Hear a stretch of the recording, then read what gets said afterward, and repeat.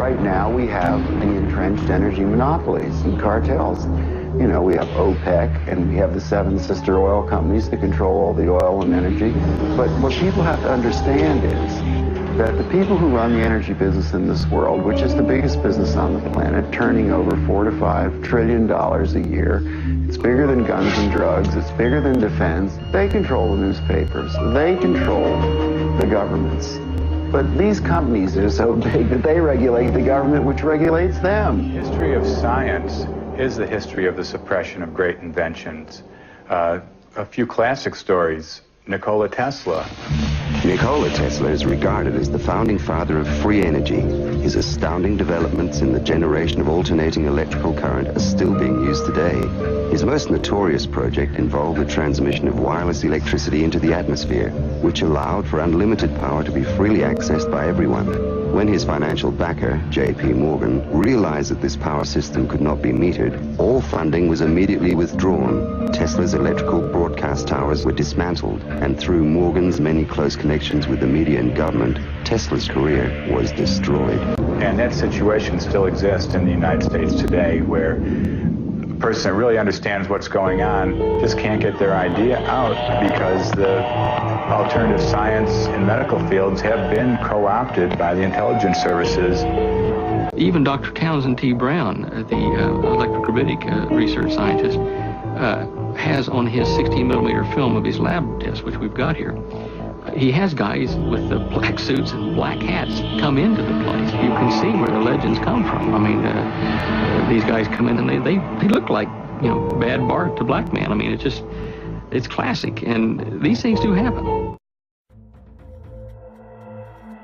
And why are we still on oil? I think we're on oil because, and coal and nuclear power, because there has been an active longitudinal long-term suppression of really advanced sciences and technologies. There are 5,135 patents that have been seized under the National Security Act. And I think that this has created both a geopolitical emergency and a geophysical emergency. Whether you believe in global warming or not, you cannot have 7 billion people burning oil and gas and coal indefinitely.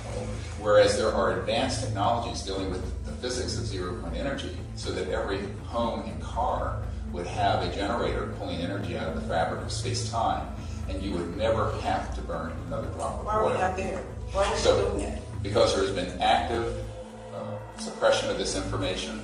As Mr. Shin reported, there are people on my team who have been threatened. There is a man working on one of these devices for my group. We provided some grant funding, and about two or 3 years ago, a former CIA director, who I don't want to talk about, with a group of people went down there and threatened him and his wife if he didn't stop.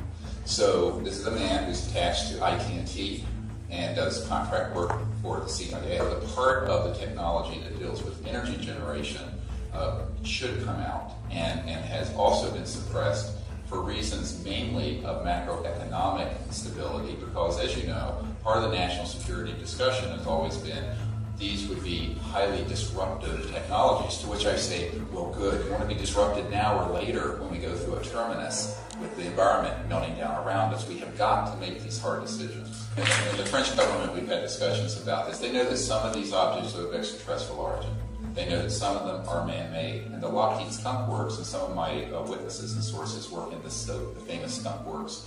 And I will tell you that Ben Rich, who headed up the Lockheed Skunk Works, said before he died, and we have a witness to this comment, that we, quote, already have the technologies to take ET home. In other words, we already have at the Skunk Works interstellar capable technologies. We're being told now that we have to, in the face of extraordinary physical crises of energy, the lifeblood of civilization, without which everybody becomes poor or dead quickly, we're told we have to drill for something which is ridiculous and primitive as oil. When they have plenty of advanced technologies, they've admitted... there's incredible advanced technology. So the end game, one of the end games, is if you control people's sustenance, if you control the energy in which they live, the resources which they utilize, and the information under which they operate, you control them totally. It's not free. Nothing is free. But cheap and and efficient energy exchange is a viable concept. Now I say that everything in this universe is free energy. It's been dreamed of for hundreds of years that somewhere, someplace, as Tesla said, man will hook his machinery to the very wheelwork which drives the universe itself. You know, if you invent a better mousetrap, you know, the world may be the path to your door. If you invent a free energy machine, there'll be a path beat to your door, but you don't want those people there.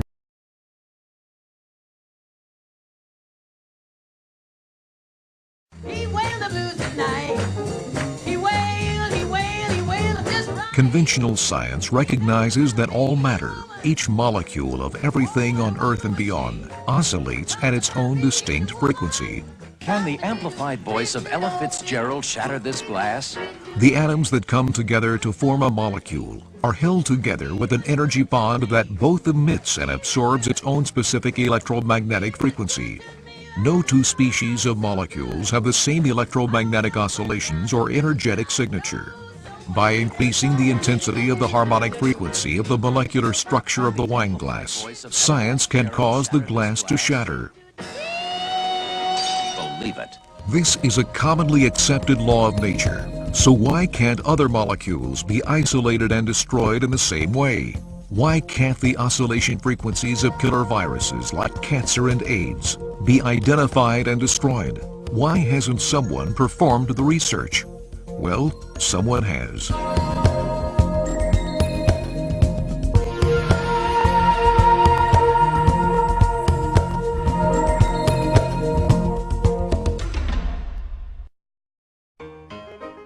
Royal Raymond Rife was a brilliant scientist who was born in 1888 and died in 1971. His studies at Johns Hopkins University led to his development of the technologies that are still commonly used today in the fields of optics, electronics, radiochemistry, biochemistry, ballistics, and aviation. He received 14 major awards and honors, including an honorary doctorate from the University of Heidelberg. During the 30 years that Rife spent designing and building medical instruments, he worked for Zeiss Optics, the U.S. government, and several private benefactors.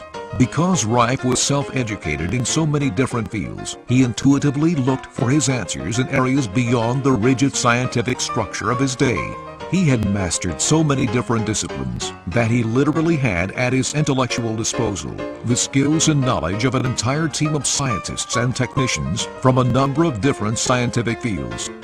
So whenever new technology was needed to perform a new task, Rife simply invented and then built it himself. In 1920, Rife began investigating the possibilities of treating disease with electricity. He discovered that each disease he studied had different electrical characteristics and started subjecting these organisms to different electrical frequencies. His first virus microscope complete, Rife performed tens of thousands of lab tests in an effort to isolate the microorganism that caused tuberculosis. Traditional scientific procedure requires the staining of samples to make them visible under the microscope. Unfortunately, the minuteness of the viruses made them impossible to stain with the existing acid-based stains. Rife conceived a method of staining the samples with light and began building a microscope that would enable the frequency of light to correspond with the electrical frequency of the microorganism under observation.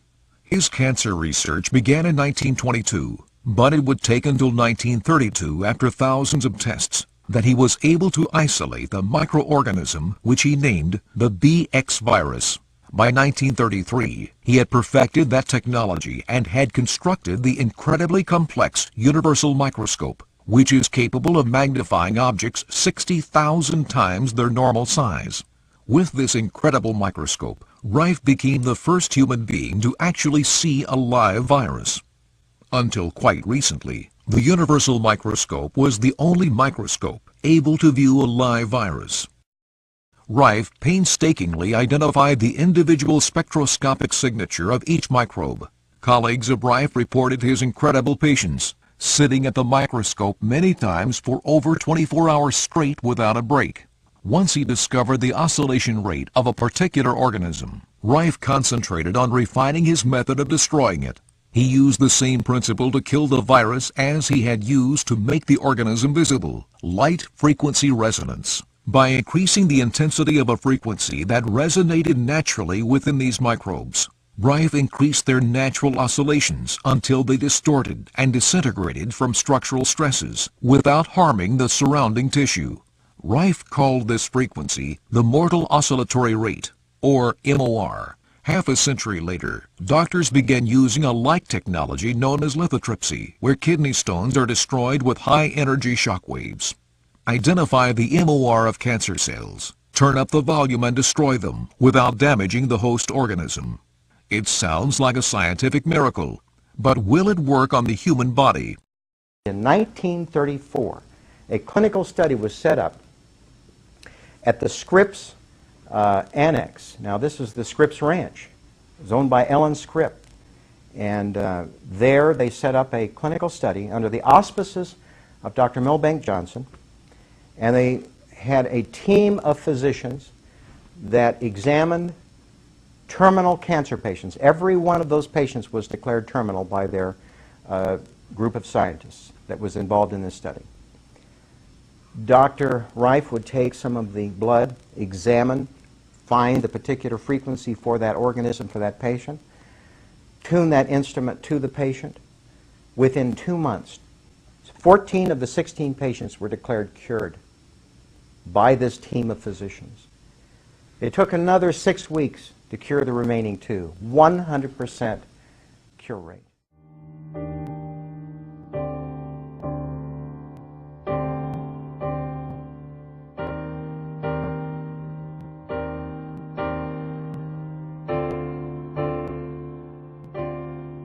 University of Oslo, 1935. While continuing to teach and develop his innovative therapeutic techniques, Reich began a series of laboratory experiments to verify the existence of a physical, biological energy expressed in the emotions. Using human subjects, Reich was able to demonstrate a charge at the skin surface directly related to feelings of pleasure or anxiety. The charge would increase when a subject experienced pleasure and decrease during feelings of unpleasure. From this, Reich concluded that pleasure is the movement of biological energy toward the periphery of the organism, while anxiety is the movement of this energy toward the center. He assumed this energy to be electrical, but was it?